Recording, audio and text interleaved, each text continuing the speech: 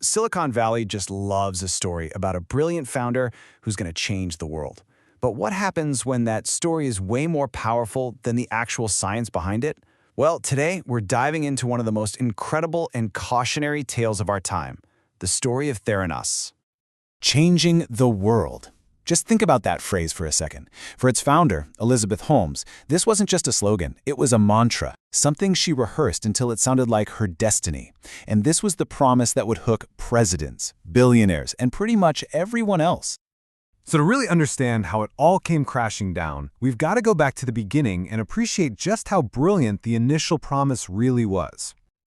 Okay, so the idea itself was actually breathtaking. At just 19 years old, Elizabeth Holmes drops out of Stanford, we're talking one of the best engineering schools on the planet, convinced she could build this tiny little box that would completely revolutionize healthcare.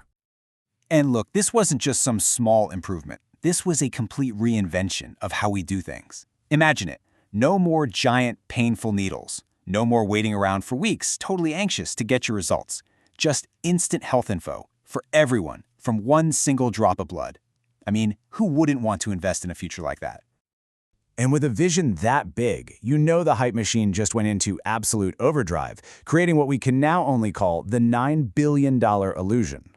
The media, the tech world, they were all looking for their next icon, and Elizabeth Holmes fit the bill perfectly. She was immediately hailed as the next Steve Jobs, and she leaned into it, hard, right down to the signature black turtleneck and that weirdly deep, deliberate voice. And where the myth went, the money followed. At its absolute peak, Theranos had a paper valuation of a staggering $9 billion. That's billion, with a B. And this, of course, made Holmes, on paper at least, the world's youngest self-made female billionaire. The story was just irresistible. It seemed like we were watching a once-in-a-generation founder who had it all. And this wasn't just hype, It was all backed by this incredible aura of legitimacy.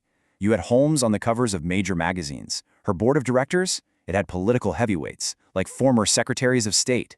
And the real kicker was a partnership with Walgreens, which put actual Theranos wellness centers in their stores.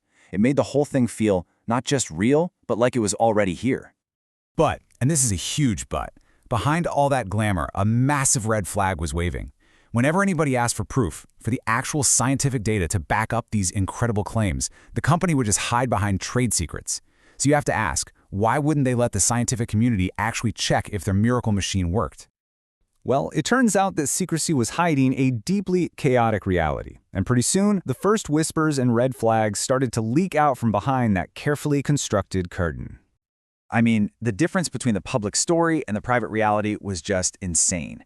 The public was being told about this revolutionary in-house tech that gave flawless results. But the reality? Inside the company, engineers were panicking. Their devices kept failing, so they were secretly running patient blood samples on standard, off-the-shelf machines made by Siemens, a huge competitor. Every demo for investors was faked, all to hide this total mess of lab failures. But a secret that big can't stay secret forever. And eventually, a tip from someone who was rightly skeptical reached an investigative reporter at the Wall Street Journal named John Carreyrou. And he started making some calls. So instead of just answering the questions, Theranos went on the attack. And I mean, they went on the warpath. Their lawyers sent out a storm of aggressive letters. Those powerful board members, they started leaning on sources to get them to shut up. Former employees who were bound by these ironclad NDAs started getting threats. And through it all, Holmes just kept insisting that all the doubters, well, they just didn't understand her genius.